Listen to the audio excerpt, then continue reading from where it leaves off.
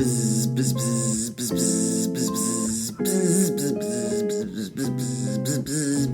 morning.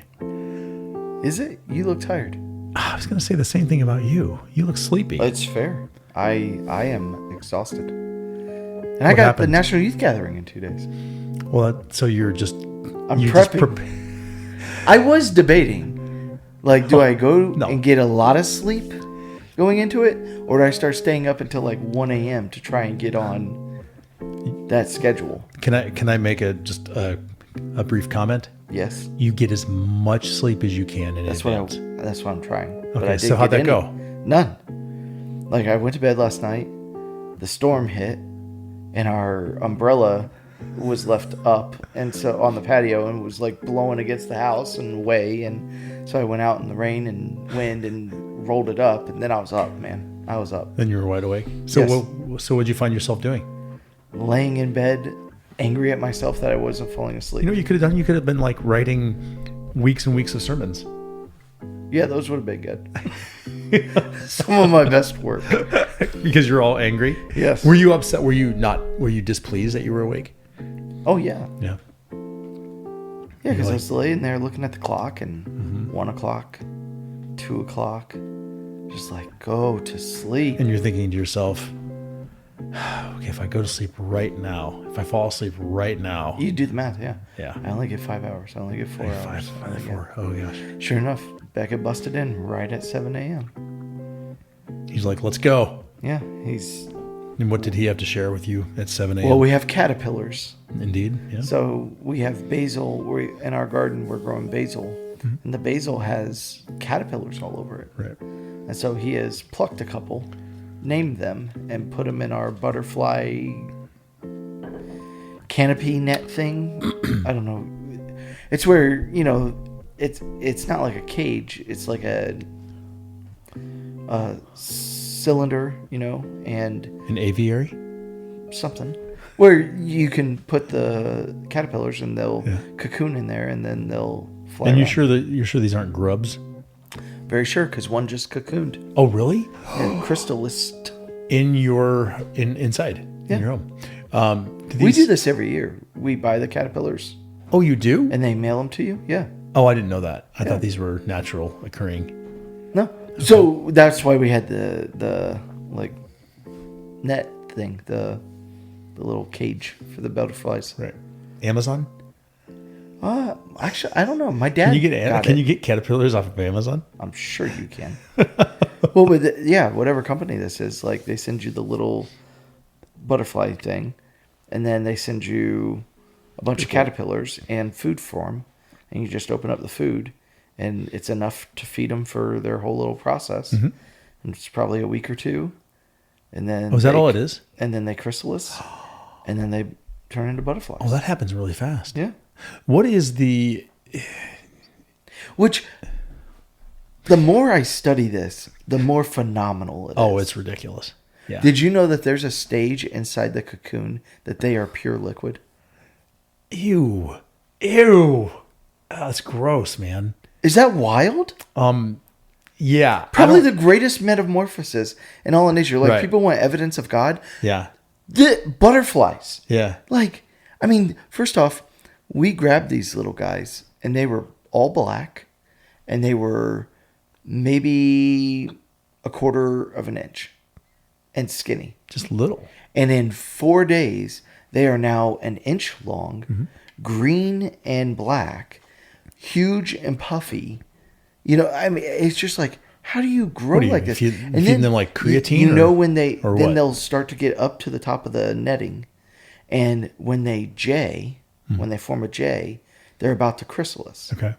And then they form a J, and they just hang there like a J. And then the next time you come and see them, they're in their body, they're not using leaves. Like, their body turns into a chrysalis. Then they dissolve into liquid and then come out a butterfly. That is the wildest thing I've ever heard. And really, what's interesting, I suppose, is that these butterflies are like these beautiful things. Yes. Like, it looks like artwork. In a week. think they can do this?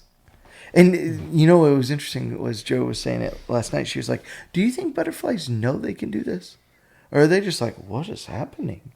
That's a good question. It's interesting. Yeah. But I mean, like, you just watch it and just in one little thing, you can sit there with your kids and be like, tell me there's not a God. Look at the evidence Look here. at this. Wow. So cool. Yeah. I'll get you guys one. Nah, it's okay. You'll love it. Nah.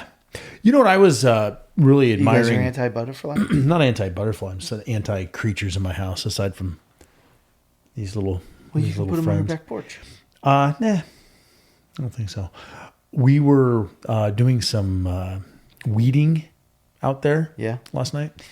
And I was really encouraged to see so many bumblebees all over some of the flowers and stuff. Yeah. Lots of bumblebees. Very good. Yeah. Yeah. And I just got to learn all about bees. Yeah. At that Like wedding. the dance, like the little dance they do, the bee dance. It was phenomenal, all the stuff I learned. At what? I was at a wedding. Oh, right. And I was seated next to a guy that was a bee farmer. He was a bee farmer, beekeeper. And I bee learned farmer. a ton. Yeah.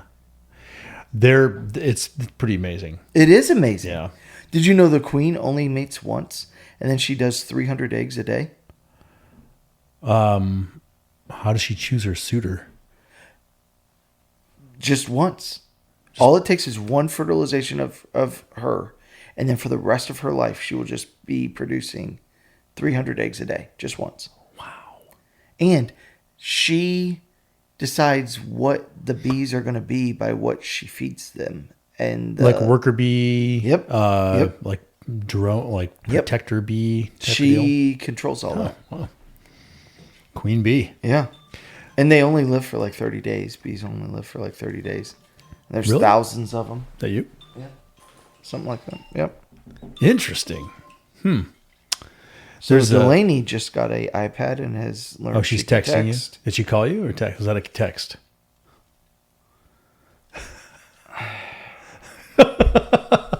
No, it's So it usually those begins. little, what are those? Memes?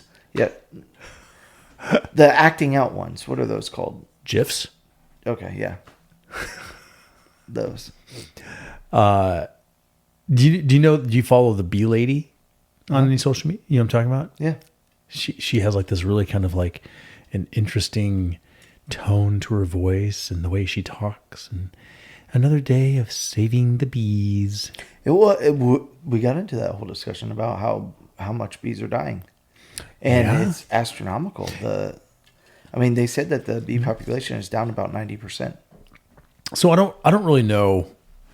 I don't know. I went to public school. I don't really know the difference between like what a bumblebee is versus like a regular, like what do you call a regular bee? Just like a bee, regular bee. Aren't they all bees? Yeah, but like the bumblebee looks dramatically different than a bee. He's kind of big and fluffy. Oh, and there's different species of bees. Sure. species. Yes. Okay. I don't know all the bee species. Yeah. Oh, excuse me, Baxter. Baxter. He's got Not a some big bee comments. guy. Yeah. He's like, move the conversation along. Great. Now we have him judging us. He's yawning over here. He's grumpy. I think actually the storm kept them up. I didn't sleep.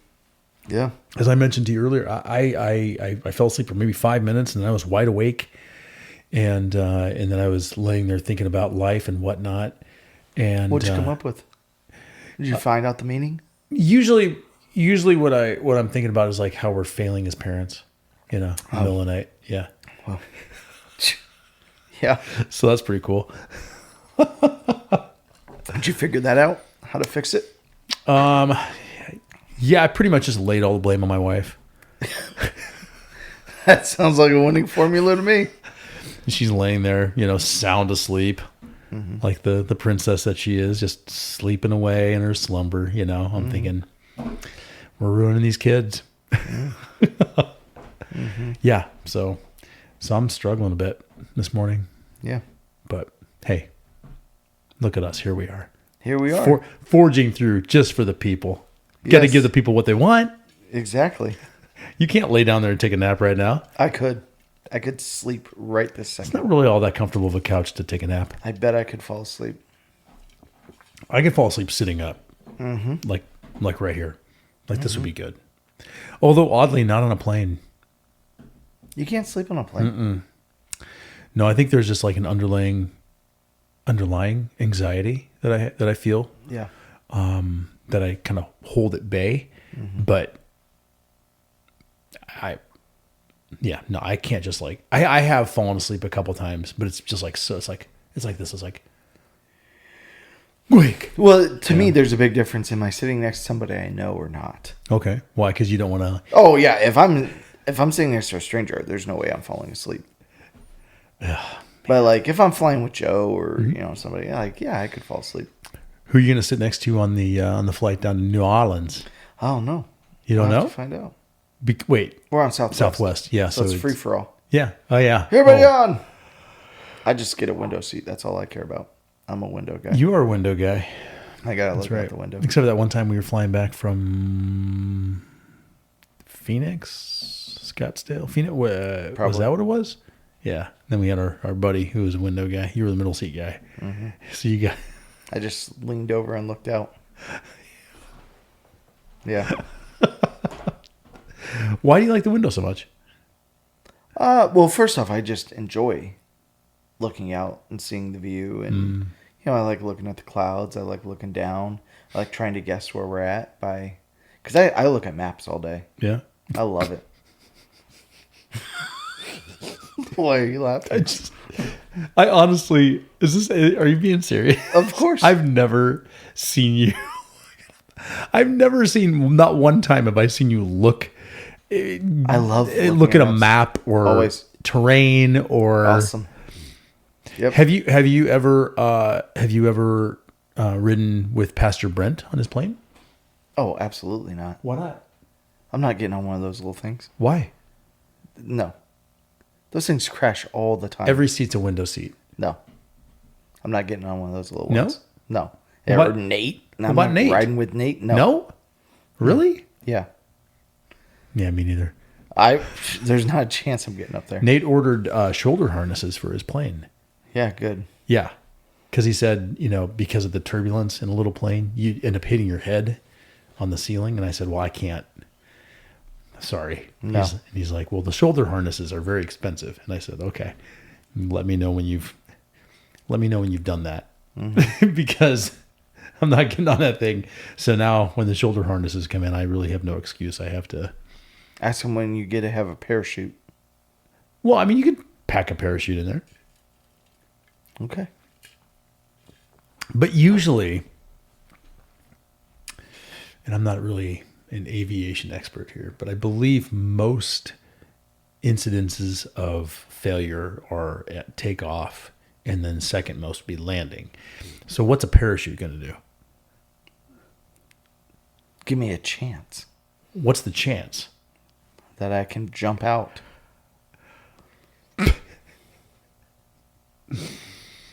I did have this moment of, I said to Sarah last week when we were driving, I went to Des Moines, or Ames, Iowa State rather, to a track meet for Cameron. And I had this incident of like, I think I called her and I said, when we hit it big, I'm either buying a helicopter or an airplane, and I'm never going to take any kind of a road trip ever again. Terrible. Do you know what has absolutely killed the flow of traffic? What? Adaptive cruise control. Why? Because with adaptive cruise control, it always puts you at a certain distance behind the car Right. in front of you. And therefore that car doesn't think that you want to go any faster than them. Oh. So they just stay where they are. Whereas if it weren't adaptive, you would creep up on them and they would see, oh, this person's trying to get around me. Let me move over into the appropriate lane so this person can get around me. Because adaptive, you get behind Right. somebody and like, that's it. Everybody's going the same speed. Right. And so you can look up for miles and miles and see cars in both lanes. And if there's like a 2-lane interstate or highway, 2 lanes of traffic going the same speed. Mm-hmm. And it makes me want to jump out of my moving vehicle. Just call it good. Just start driving without the cruise control. That's what I'm saying. I did. I didn't use cruise control practically the entire trip because I want to get there and I don't want to go, if it's 70 miles an hour, I don't want to go 62, 93, 68, 84. Like, it's crazy, man. It was crazy. I was like, that was it. I couldn't do it. So it's either going to be helicopter, small aircraft of some sort, or balloon. let's do it. I watched the All right. Balloon Boy Come on. thing. Come on. So, everybody should watch the Balloon Boy documentary on Netflix. It just came out Okay. because I witnessed the Balloon Boy firsthand. Okay. Before you get too far, lay down some backstory Okay. because not everybody knows what you're talking about. There's a documentary on Netflix. You need to watch it all. But the story is there was this family, a very eccentric family, that loved science. Mm-hmm. And they created like this giant flying saucer made of helium. And sounds safe. In their backyard. And it took off flying. And they said our son was in it when it took off. And so for like... But unbeknownst to them, it was like, hey, where's our son? And the son was like, he was probably 6 years old. Like all of a sudden, like, where's our kid? Where's our kid? Right? Because it wasn't a purposeful launch.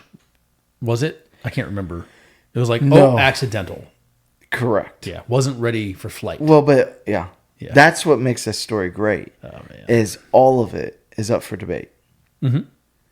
And so anyways, it takes off and it becomes immediately a national story. Live coverage, helicopters in the air, floating, following this floating thing that looks like one of those old school popcorn things. You know, like it. Like a Jiffy Pop. Yeah, a Jiffy Pop. And across Colorado sky, and I think it was in the air for like 2-3 hours until it like kind of ran out of helium and came down. And they grab it and no boy inside. And then like an hour or two later, all of a sudden, they're like, "Oh, he was taking a nap up in the attic of the garage the whole time." What do you know? What do you know? What are the odds? And then it turns out that they were short on money. Huh. They do an interview, and they were like, "You heard us calling you. Why didn't you come out?" And he goes, "You said we were doing this for the show." You told me not to. Yeah, and so then it turned into this thing. Mom and Dad did go to jail over this hoax. I didn't realize that. Both of them, huh? They got to do it separately so that one of them could be home. Yes, because of we wouldn't want these model parents to be with. But yeah, and so the whole documentary is about the whole debate because, I mean, I don't feel like I'm ruining it. The parents still maintain their innocence, and everyone else in the documentary points out all of the holes in that story. And tell the folks where this occurred. Colorado, Fort Collins is where they were. And then when it landed, it was right by the airport, the Denver airport. So dangerous. So what happened was I was out there in Denver for Vicarage, my year-long internship. Yes. I was at a circuit meeting or something like that up in Breckenridge and was coming back down. And this is all over the radio. Like every channel is like, the balloon is da-da-da-da-da. And I'm like, okay.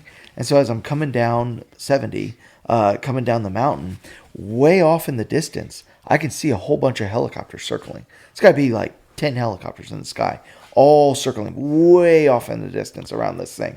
And I'm like, well, I want to go get closer. So I drove all the way, like, because I was in Arvada. I drove all the way over to where there was a high point, like in the Thornton area. And I go up and I get there, and sure enough, like I can still, I mean, it's way, way off in the distance. I'm not like under it, but I can see the little shining ball, you know, like, cause it was reflecting light. It's like metallic, you know, I could see it and I could see all the helicopters around it. And I was like, oh, that's cool. Cause I can say that now because I mean, at the time, well, see, when I was going, on the radio they were saying there were multiple reports that something fell out of it already. Oh. And so they were holding out hope that he was still in it, but they were waiting for it to come down to check. But on the radio, they were saying like multiple people were reporting they saw something fall out of it. And in the documentary, they address that too. I mean, there's a woman that has a picture of like something falling out of it. And you're like, well, what was that? You know? So. But anyways, yeah, the boy was okay. He was, quote unquote, asleep in a garage attic. Mm-hmm. No air conditioning. Yeah. Well, it's Colorado. Right. Air conditioning for. Right. Did you ever run across Pastor Alan Anderson in that area? Mm-mm. Why? That's who married us. Oh. In Colorado. Okay. He was a local to, where were you again? Arvada. For northwest side of Denver. Okay. Yeah, he was. I mean, he was farther north. I'm trying to think of where that was. Huh.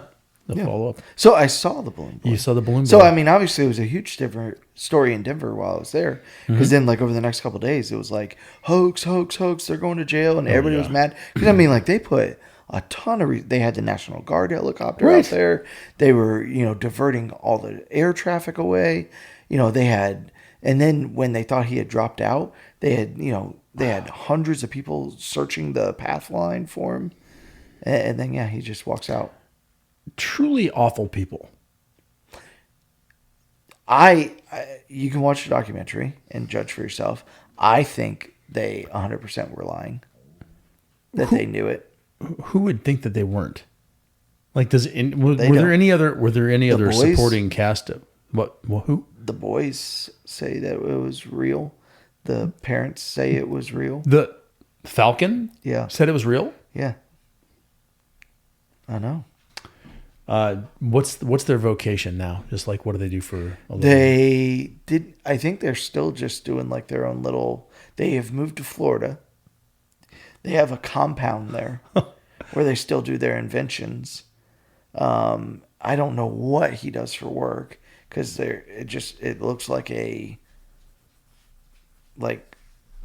cult compound. Yeah. And all the documentary ends with is he says, "I'm working on something real big. You'll see soon." What are their names? I think it's the Hennies or something like that. Like Miko Henny? Any relation? No. So.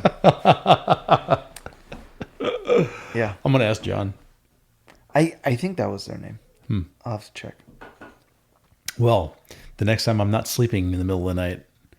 And It's only like a 50-minute documentary. Yeah, but we've talked about this. How it's captivating. I can't get captivated by a show at night because I'll. So you say Balloon Boy was a complete hoax? Oh yeah, yeah. No, nobody. They show nobody clips of him that. on Wife Swap because they were on Wife Swap, and he is brutal. Wait, what now? Yeah, Wife Swap. Yeah, that's part of the documentary is they talk about which is this that's a show that was a reality show where they would do a week or something or 2 weeks. Like that gets us down a whole nother tangent. Gosh, that sounds amazing. Some of the who do you think signs up for that show? You think it's like a really nice wife? No, I think there are two kinds of people that sign up for that show. People who are like desperate for money. Nope. Yes, that was why they did it. Three kinds of people: the desperate for money types, the people who are so solid that they're like, we can do some good, we can help some other people, and then the people. There is no one that signs up for that show that is in that camp. Really? Who, a solid person, would not sign up for that show? In like the attempts to help another couple. Almost like a therapy kind of thing? Really? I guess I haven't watched it. Why? A healthy couple is not going, hey, you know what? Let's go on to a reality TV show where we swap partners for a week. Huh. Oh, okay. So you wouldn't do it, is what you're saying? No, not a chance. Joe is way too much of a catch. I would have to guard her like a hawk. You would. Yeah. Yeah. He would be like, never mind, I want to keep her. And I'd have to fight him to She'd be the like- duel to the She'd be death. like, wow, this is nice. Well, yeah, that's true too. I want her seeing another way of life. Right. The grass is greener. Yeah, my life could be way better. He fixed something. Look at him. He knows how to hang a picture. Yeah. He killed the spider. He took care of the weeds. Yeah. He knows the difference of species of bumblebees and whatnot. That's a big one. She asks me that all the time, and I'm just like, I don't know. We both know they couldn't do better than us. Yep. That's what I tell her. So anyways. Wow. I don't even know. Where do we go from here? I don't know. How about that message? Yeah. Well, a couple things. First of all, are we going to have a special guest next week? That's up to you. Well, shouldn't we have Brady since he's preaching this week? Well, we could have two. We could have two Yeah, special guests. you could do one with Brady. Oh, you're right. You can do one with Brady, then we could have- and then I can do like a National Youth Gathering. We could do a recap. twofer. Yeah.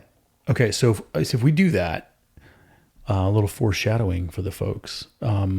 Brady and I'll meet normally, and then Yeah. when you get back and you've gotten all caught up on your slumber, then you and You're gonna let Shelby come on? Why wouldn't I let her come on? Okay. You told her no. I didn't tell her no. Okay. If you let her on, you're gonna have to let Lisa on. What's Lisa doing? She just wants to be on. She does? She wants to be on? Yeah. She said she wants to be on.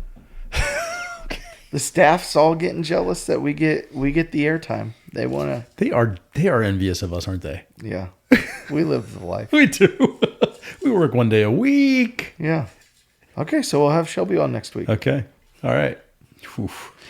Well, I hopefully she catches up on sleep before she shows up here. Otherwise, it could get real ugly real fast. Because she doesn't really. I don't think. And correct me if I'm wrong.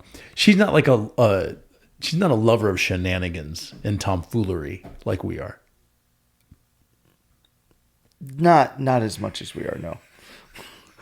We have much more of an appetite for it. She has a little bit. Because she still hides around the office to scare people. That's right. She does do that. Yeah. Yeah. She got me yeah. She got me the other day. I'm literally coming in carrying a whole bunch of stuff. And I'm trying to, open the door with my elbow, Sounds squeeze safe. in. She jumps right around the corner and she's like, "Oh, I got you." I'm like, "Yeah, you could offer to help." Yeah. You know? I'm carrying all this stuff. Yeah. She's young and strong and able. I had my hands full. Instead, she's like, She's just jumping out and scaring an old man. okay, so she does like tomfoolery. I'm 41. I could keel over. You can't 41. jump out and scare me like that. 41 years old. I know. That's just so you know. When I went to the youth gathering last time, I was 40. I just turned 40, and it was rough. Well, yeah. So I So- guess I should say that we're heading down to the National Youth Gathering. 35 kids, 7 adults for a week down in New Orleans. You're already yawning. I know. You're yawning All thinking day. about it. But I am very glad they bumped back the schedule because it used to be like you had to get everybody up. Bible studies started at like 8:30 in the morning, and then like you got conference all day. Then you get a little break for meals, and then it's like concerts at night. And stuff like that. And like now, like the first Bible study, the first thing is 10 a.m. I was like, oh, Yeah. like if we're gonna be going till midnight, 1 a.m., like give us a chance to get them up and get them going, So yeah, we don't start till 10 a.m., so that's nice. That will be helpful Yeah. for all the adults Yes. and for the children. Mm-hmm. Yeah. Well, I can't wait to hear about your adventures. And Sarah was talking to me last night about alligators and Yeah, we're gonna take Airboats. everybody on a swamp boat, yeah. so that'll be fun. Yeah. She was telling her folks, she's like, yeah, we're going to do this. And, you kind of decide what kind of boat experience you want. Do you want the... Oh, I've just told them that. I said that there's going to be a brave boat, a middle boat, and Yes. a wimpy boat. Yes. That if you don't want to be near the action, you don't have to. Right. That's not true.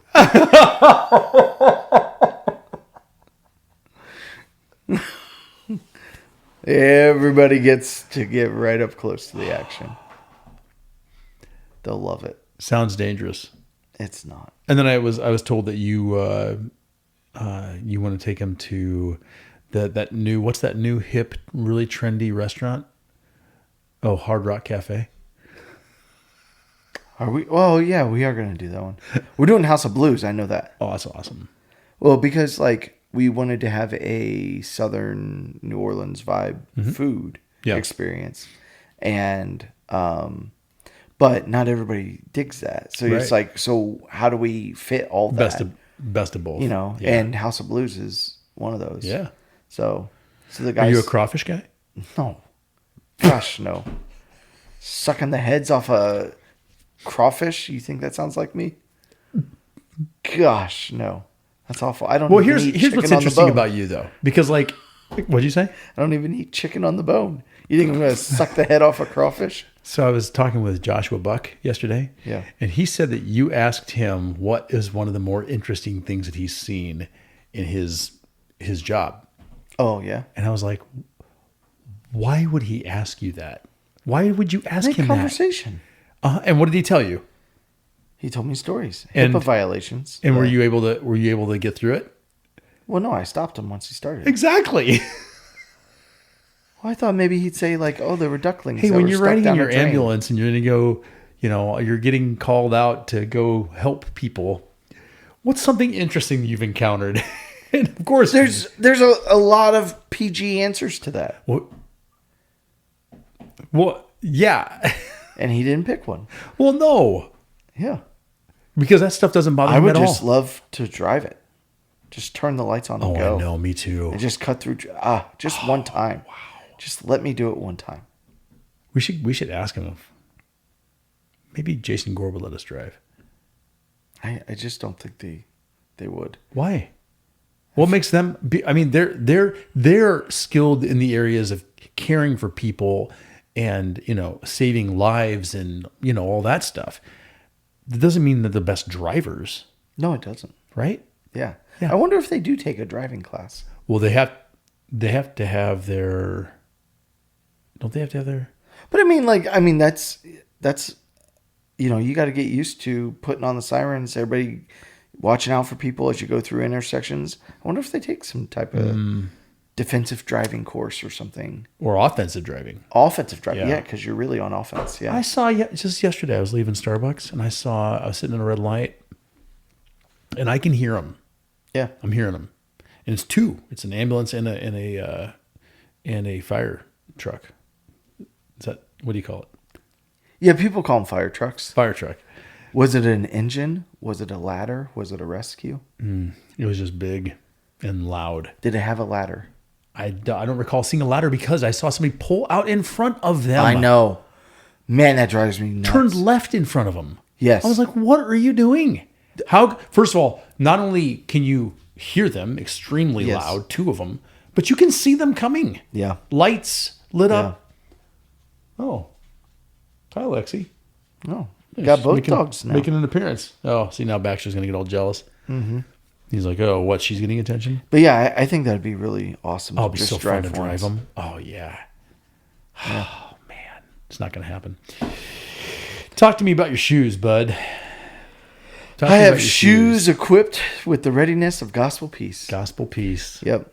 So yeah, this was kind of the weird one in the Armor of God series, because it's like shoes,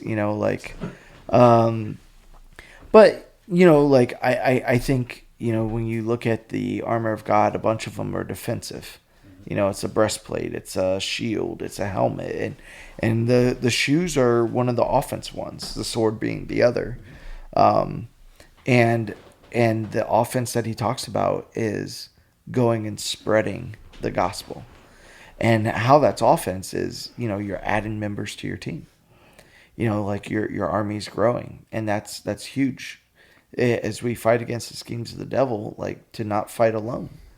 And so I think the biggest point I was trying to make is so many people on the outside think God hates them, God is mean, God is against them, God's evil, God's, like uncaring, unloving. And yet the words that they choose are peace. You can have peace with God. Like, you who are far away, you can have peace. And in my limited conversations with atheists, like, it's not like I'm one of those street, preachers that gets into these debates with them all the time or anything like that. But I've had conversations with atheists, and I've always come to the same conclusion, that the atheists, when you boil it down, you let them talk and talk and talk. When you boil it down, they have the same premise every time. There is no God, and I hate him. Yeah. It's always that. There is no God, and I hate him. Yeah. And it's like, you have so much hate for something that you say is not true, that it shows that he's true. One of the first sermons of yours that I really remember, when you first came on, just before GraceHill was GraceHill, I think it was Christmas Eve. Does that sound right? Yeah. And you said something, you addressed, folks who found themselves there for whatever reason, probably because it was Christmas, and they came with family, or, it's their one time or twice a year or whatever. And you just said, if you have an issue with God, or you're mad at God, or whatever, that's between you and him. And you need to find a way to reconcile that. I'll never forget that. I remember where I was standing when you said that. Mm-hmm. And then coincidentally, I read something last night, probably in the middle of the night, that that exactly what you're saying, that there are so many people who deny God's existence, and then almost in the same breath say some attribute or something about him that's not real, but that they don't like about God. It's like, well, which is it? Exactly. And it's the same thing that kids do with parents. I hate you, you're not my dad. I hate you, and and it's just this, I don't like your authority over me. I don't like what you represent. I don't like that you don't give me what I want. I don't like, like, whatever it is. And so I'm going to act like you don't exist. Yeah. You're not my mom. You're not my dad. And it's sad when we see that same kind of anger and venom come out of adults towards God. And it's like, like, you can play this game all you want. I think that's what the most remarkable part of, like, events like 9/11 and stuff was you watch the videos of the people on the street as the towers start falling and stuff. And every one of those people, from deep in their soul, they probably don't even know why they said it. But what do they say? Oh my God. Oh my God. Oh God. That deep inside of our souls, where it talks about that the law is written on all our hearts, that there is just these innate things that we do know that we belong to him. That in moments of trial, when you can watch these videos all the time, when any type of natural disaster, or somebody, that kid fell overboard on the cruise and the dad jumped after, what did you hear? Everybody say, oh my God, oh my God, oh my God. God, please, God, please. God, oh my God. It's because it comes out of our souls in moments of crisis, that we can fight it and we can play it and we can ignore it but we know deep down our soul knows its maker, and it cries out to him. Yeah. And we sadly, there are all these people that are just at war with him, that are angry with him, that think that somehow if they act like he doesn't exist, they're sticking it to him. And yet, like a petulant child. right. And yet, God says, I want to be at peace with you. Like, that's incredible. Like, God could be like, oh, you Fine. want to go to war? Yeah. Let's go to war. I'll win this in a heartbeat. But instead, he went to war with your enemy. And he defeated him. And he says, no, no, no. You're not my enemy. You're my child. I want to be at peace with you. I mean, like, this would be... I mean, like, think of, like, the Braveheart days. A king has a kingdom. And in one area of the kingdom, a rebel comes forward to raise up an army and says, you know, like, I'm going to be my own king. We don't follow you anymore. And he gets all these people to go with him. And the king comes and goes to the leader of the rebellion, you know, all these rebels, you know, and says, you know, the punishment is death. But instead, I'm going to kill my son because someone has to die. I'm going to adopt all of you as my new sons. Like, we would step back and be like, stupidest story in the world. Like, it doesn't make any sense. And yet, that's what God does. We rebel against him. We hate him. And yet, instead of him punishing us, he punishes his own son and then gives us his place. And we have peace with him. It's hard to comprehend. Yeah. And I think sometimes it makes no sense in our terms. In that regard, you know, when something is so very difficult to accept or to understand, or it's beyond our comprehension, the natural inclination is that's not real, not true, not possible. Right.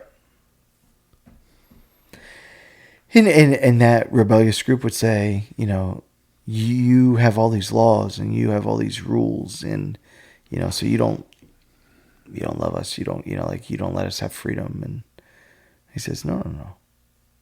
I love you. I let my son die for you. And I want you to come and be with me. But yeah, there's a standard to be here. Because you're part of a royal priesthood.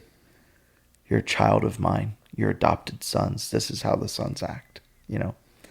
And now go and do likewise. Serve selflessly like my son who died in your place. Like, go and live sacrificial lives, not about yourselves. I mean, like, that's the story. And so we see this, and what's incredible is God says, look, you have a weapon. It's shoes. Go. Like, and that's what's incredible about, you know, the great, you know, commission that Jesus gives us is to go and make disciples. Go. Like, we have to understand that. It's interesting, you know, like, there's a big debate in the Lutheran Church right now about stuff of, you know, leadership and what our priorities are and stuff like that. While GraceHill is growing, like, our denomination as a whole is not. And one of the big challenges is that premise. There's a great battle in the Lutheran Church right now between faithfulness to doctrine and faithfulness to evangelism. Like, how are we faithful to be going, or are we faithful to just do our practice and whoever shows up shows up? You know, the holy few that hold on to the tradition and the doctrine, that people are elevating that in our denomination and saying, well, it doesn't matter that we're not growing, and it doesn't matter because we live in a dark world and we live in hard times. And so we are the faithful few, the remnant, that hold on to these doctrines and things. And then there are some that say, no, we're faithful to our calling. We're gonna adapt what we do. We're gonna go and try and connect with more people and reach more people. And the challenge with that is, you know, how far do you take that? How far do you adapt, quote unquote, to reach people? And so I think there's challenges on both sides. And I think much like any time you get human beings together, there are they argue in absolutes, and they argue in the polars sides, like they don't argue in the middle. It's always, well, if you like tradition, then you hate reaching people. Sure. And if you like reaching people, then you hate tradition. It's tribal. Right. And it's like, stop. I mean, we do the same thing in politics with, Democrats and Republicans. If you vote that way, you hate everything. No, you don't, But there's no doubt that God tells us in Ephesians 6 that no. The church has to go. It can't just be, we preach it here, we teach it here. Yeah, come to us. Come to us. Yeah. You have to go. Yeah. And there's no doubt that every church needs to get better at going. How do you get that gospel truth out? And there are things you do to invite them in, but they have to know about it first. I mean, that's we went to Romans 10 because it talks about that. Like, how can they believe if they haven't heard? And how can they heard if it hasn't been preached? Yep. And how can they preach if they haven't been sent? Like, there's a practice to this. You have to send people out to actually say the message so that people can hear it, so that they can believe it. That's how it works. Yeah. Yeah. Equipping and transforming people, transforming their lives, or having their lives be transformed within our community, and then to send the equipped and the transformed to help others come into that same fold. And you said, I think you said this. Forgive me if I'm misquoting you, but you were quoting, let them know who you are, and sometimes if you have to, use words. Right. And we have some great leaders, call them lay leaders or whatever. We have great people within the GraceHill community who are so very good about being so different out in their everyday lives. Yeah. And has a way of attracting people to them and wanting to know, what's different about them, and why are they different, and how can they be more, like there are people in particular. And you're making the point that our actions matter huge, but there has to be a verbal explanation at the end. Like, that you have to say, what makes you different? This. And I think so many people use the excuse of that phrase is, like, I'm just a good person. Well, and it's enough. Right. Well, they use the excuse in evangelism of, preach the gospel, and when necessary, use words. Is a phrase that people say to me all the time. And they're like, so, like, I take my neighbor's trash in for him. And I say, did you ever tell him you do it because you're a Christian? No. Okay. Then it doesn't matter. And they're like, what? And it's like, then it doesn't matter. Because God says our good work. I mean, like, I thought about saying this in church, but I didn't. But God literally says our good works are like filthy rags. And when he's talking about filthy rags, let's get disgusting here. What he's talking about is, in the day, the women's menstrual cycles, they would put rags down there. And that's the word he's using. He says, your good works are like filthy menstrual rags to me, unless they're attached to the gospel message. It does nothing for your neighbor, spiritually, eternally, for you to do good things. You can bless your neighbor with good works, but you cannot save your neighbor with good works.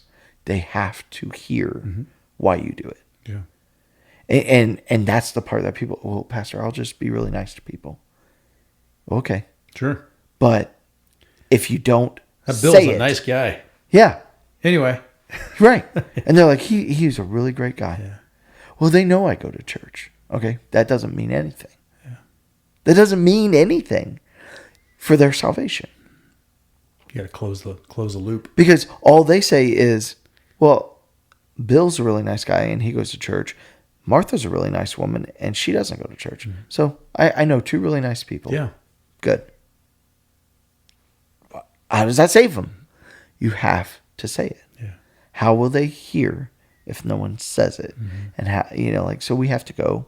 We have to actually say it. and we have to bring them. We have to invite them to come and hear more. Yeah. And that's a challenge for people, because they're afraid to say it. And I tried to show And why? Where's that fear come from? Yeah. I mean, I think for each person it's probably different, but I think people, there's definitely Satan at work trying to scare Christians into, hey, you know what? If you say something, you can lose a friendship. They'll judge you. They'll ask you, they'll be like, oh, so you're a bigot? Oh, so you hate, these people? Yeah. Well, what about this in the Bible? And what about this? So people, or they'll treat you different. At work, it'll cost you. And you know what? Some of those things are true. Yeah. In fact, Jesus said, expect it. Jesus said, if you speak up for me, this will happen. Yeah. And so what you're saying is, oh, I don't want that to happen. So I won't. Not worth it. Not worth it. Yeah. Right. Not worth What's one soul? Right. Well, maybe somebody else can come along. Right. And, I'll just do my part, and then somebody else hopefully will say something. Yeah. And yeah, I mean, just to put it bluntly, I mean, you're basically telling them to go to hell. Yeah. Like, hey, I want to make you really comfortable before you head there. Right. I'm going to bless you. I'm going to be kind to you. I'm going to be nice to you. Did my part. But then at the end of the day, where your soul goes, that, I'm not going to do anything to change that. And I would say that, if some of that fear comes from, maybe the way that you're behaving, maybe your behavior isn't consistent, or your actions aren't consistent. And, if you speak up and tell folks, hey, there's a Savior and we all need him, and he died for you and me. And you have to believe that and express it. They're going to say, well, what about last night when you were, wasted at the block party, right, acting like an idiot? Well, I mean, you and I have had to go through this before. When you are known as a church worker, you have to act different. You don't get to have excuses at that point anymore. Yeah. Well, that's just what I do during the day. It's not like, it's little things like, I mean, like, I'll be serious. Do I know some really, really funny, inappropriate jokes? Absolutely, I do. Would you like to tell them? No. Okay. Why? Why? You and I can't do that anymore. Yeah. Well, like there's, and there's times where I'm in a situation, I'm hanging out with guys and they're telling, and I'm like, oh man, I know a really good one, but I'm pastor. Yeah. I can't say that. Sure. There are times where, you're out and hanging out with guys and everybody's drinking and, I have a beer. Mm-hmm. I don't, but like if we're hanging out to not make people awkward, I usually buy one and I just pop. Yeah. I just nurse it the entire time and don't really drink it, and they're like, oh, you need another beer. I'm like, oh, I still got this one, like just so I don't make people uncomfortable. Yeah. But I don't really drink ever. And there's just a different standard. And I think a lot of people are like, well, I don't want to actually have to be treated different. Well, my checkered past almost prevented me from getting into ministry, period. And had I let those whispers in my ear say, no, not you. Don't you remember that? Right. When you did that or when you said that? Right. Don't you remember that? You can't be that guy. Why would you ever think that you could be that guy? Right. And it was an arm wrestling match for the ages of that's not who I am. Well, and also if we're being honest, transformed. Sometimes we don't want to be that person. Oh, yeah. I mean, like when I was at the beginning of ministry, like I will say in seminary. Yeah. That was my wrestle was I don't know that I want to be Ned Flanders. Right. I don't know that I want to be this goody two shoes. Oh yeah. I don't want to lose that. Yeah. And I mean, and I'll say this boldly. We go to pastor conventions and there are pastors, high ranking pastors in our area that cuss up a storm. I mean, at our circuit meetings, there'll be pastors who like say the S word, say the D word, and I'm just like, what is wrong with you guys? Like, that is, leave it behind, walk forward. Yeah. Like, this is the calling we have. Either you man up and do it. And I don't say that as like, I'm got it all figured out. Perfect. I did not, when I was going through seminary, that was my challenge was, I don't know that I really want to be that person. Yeah. It's a high standard to live up to. And the failure rate is 100%. You're never going to always be able to be that guy, right? Yeah.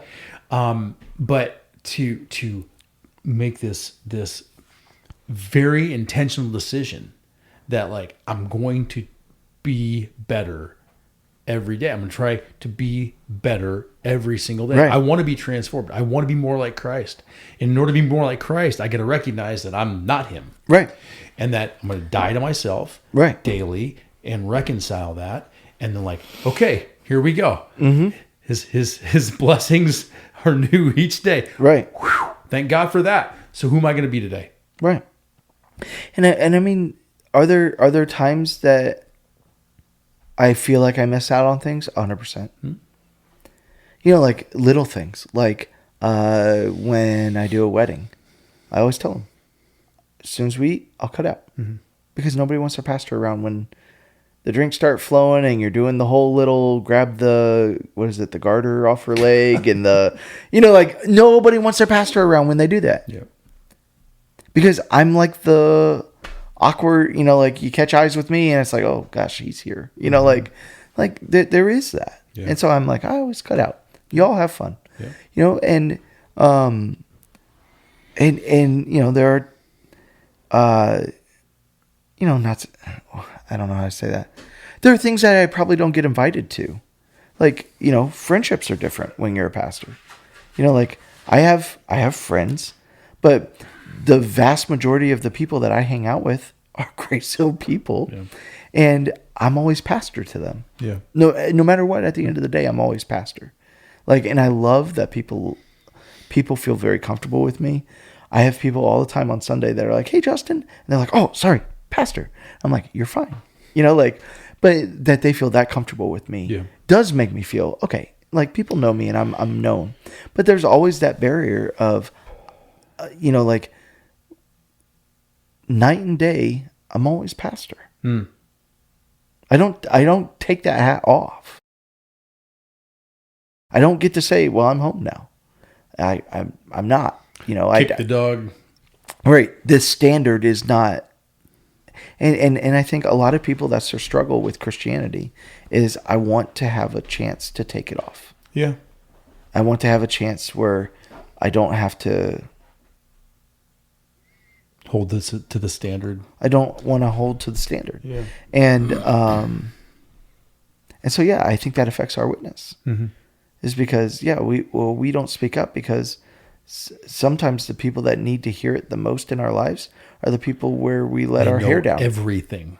Yeah. They know every last. There are safe place where we are free to do the things that we're not supposed to do. Right. Yeah. And those are the people that need it the most. Yeah. And so we don't share it there. Yeah. So and it has to start there. You know, we've gone through this where it's really hard to reach the lost outside of your own family when they're lost inside your family. Yeah. And you haven't started. You got to start there. You got to start within your home. Yeah. And then within your own family, and then your friends, and then your acquaintances, and then the strangers. You know, and yeah, wow. Of course, it's going to be more difficult to witness to somebody within your family when they're like, "You, how dare you come to me telling me that I'm doing something wrong?" Right. You know? Yeah. And that's where the beauty of what I was trying to do at the very end is. And I say the beauty not because it was my idea. I saw somebody else do it. I was like, yeah, that's a really great point. That, you know, everybody's 10 steps away from Jesus. And it doesn't have to happen in one conversation. It can happen in these little increments of just you doing one step. Somebody else does a step. Yeah. Somebody else does a step. It's not on you to get them from point A to point B, and you never do it in one conversation. Yeah.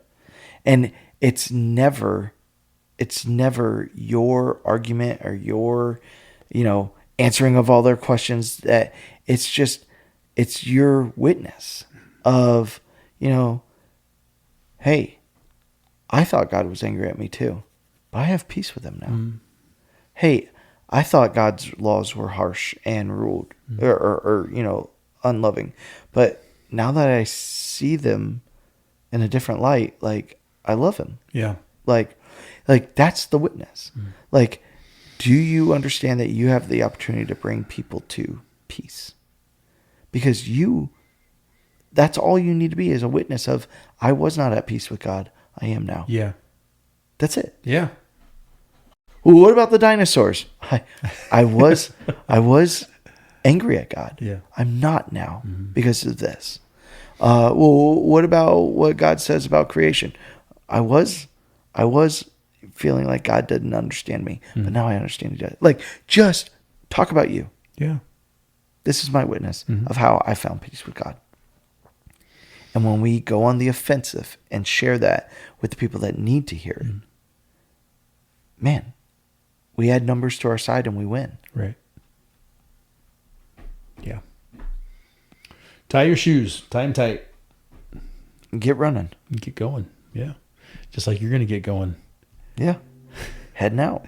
Praying for you and for the other adult chaperones and those who are volunteering, and for all the kids, both GraceHill kids and also friends of GraceHill kids who are going down. Yeah.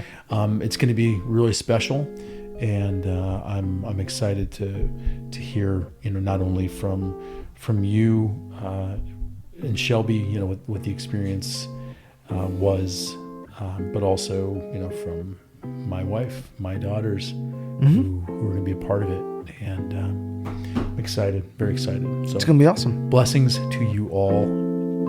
Get some rest. I will. Okay. All right.